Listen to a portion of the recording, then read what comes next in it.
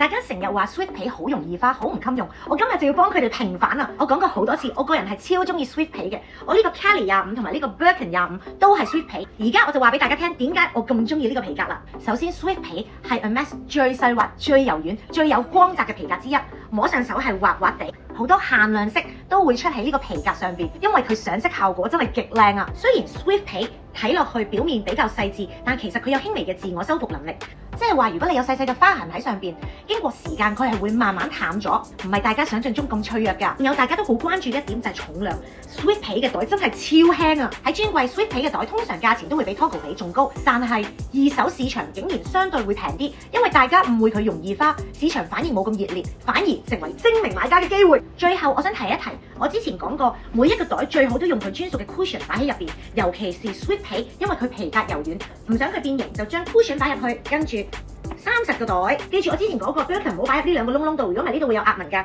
我哋直接鎖緊佢，平放，佢就可以保存到佢嘅形狀㗎啦。當然 Kelly 都一樣啦，將個適合嘅 cushion 擺入去，將個袋鎖翻緊，我哋平放佢。佢嘅形狀就可以保持得靚靚㗎啦。今日幫 Swift 皮平反嘅分享就到呢度啦。如果大家想揾袋或者有任何問題，可以留言或者直接 PM 我。我哋下條片再見，拜拜。